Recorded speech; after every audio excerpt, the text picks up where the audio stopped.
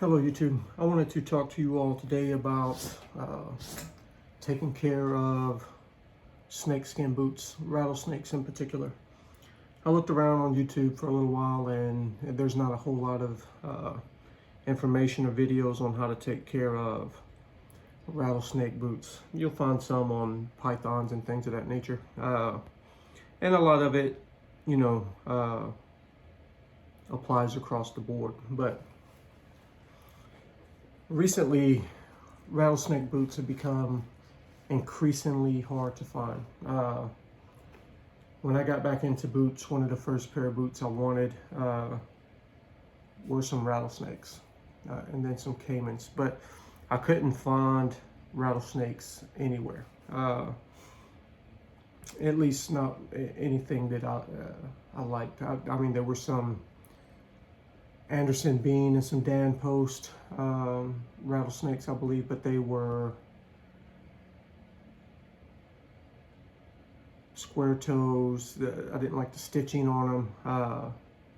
Not boots that I wanted to buy to represent the rattlesnakes in my collection. So after searching around and not being able to find any, I really wanted some blackjack or Lucchese rattlesnakes. I commissioned someone to custom make me some rattlesnake boots. They had some pretty nice hides, and his offerings looked pretty good.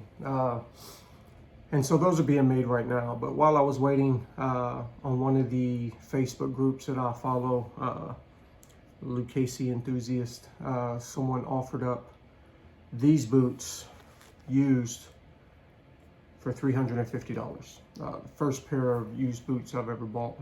And it wasn't a very seamless transaction. I jumped on them within a minute of him posting them, I believe, and shortly after he received several other offers for more money,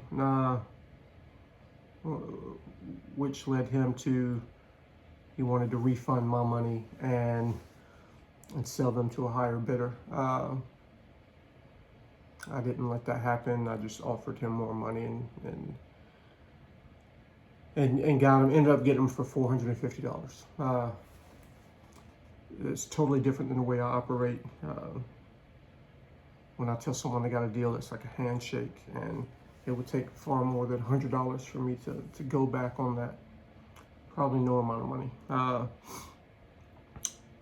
But he doesn't hold those same values as I do, so I had to pay a little extra. But still, $450 for some Lucchese rattlesnakes with what appears to be a snip toe is an amazing deal, in my opinion, especially now when they're so hard to find. And the wear on them isn't bad at all. They were in kind of rough shape when I got them and needed some love. And that's what I want to talk to y'all about now, is what I did to them to get them back to this shape.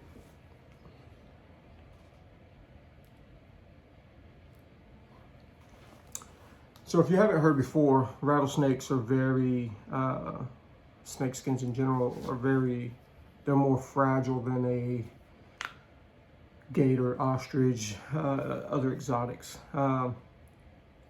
But in my opinion, they're far more striking looking, except maybe some natural caimans that look pretty striking as well. I think they all look great, but these are next level to me. But when I got them, they were very dry, and the shafts were very stiff and dry. And so these are the old, from the old classics collection. I would say that these boots are easily 10 years old at least. And they've been taken care of, but I think the person that I bought them from, he wasn't the first owner either. I think he bought them from someone else.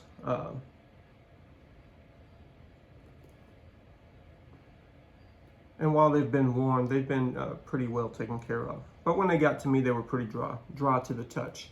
And when you have any type of exotic skin that gets too dry and then you wear them or you brush them against something, especially rattlesnakes, you can damage the skin. And so it's important to, condition your boot.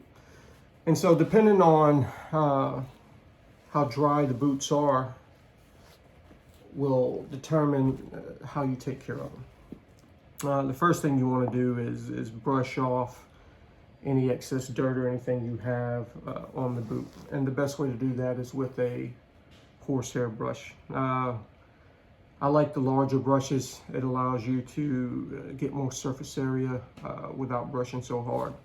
And you have to be careful with snake skins, ensuring that you're brushing with the scales. Never brush against the scales. And you'll take note of that in everyday wear. You want to ensure that you're not brushing or kicking against things against the scales. You can break them. And so once you get off all the heavy dirt, what I like to do is spray the boot down real good with a scalp cleaner, Scout Reptile and Exotic cleaner. And you'll really soak the snake skin on the boot, allowing it to work its way into the scales.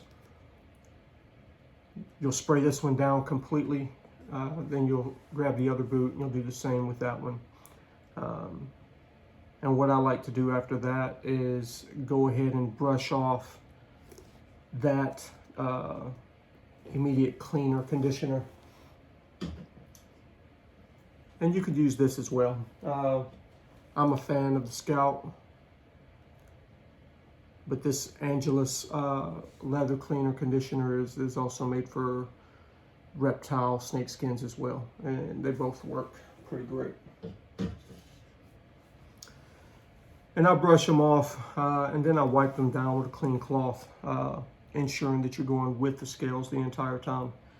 And then I let them dry for a little while. And probably after a few hours of drying, that's when I escalate the conditioning to the Repton. So a company named Saphir, if you're not familiar with them, they make some of the highest quality boot and shoe cleaning and conditioning products on the market. And Repton is one of the best. If you have any type of snake skin, lizard,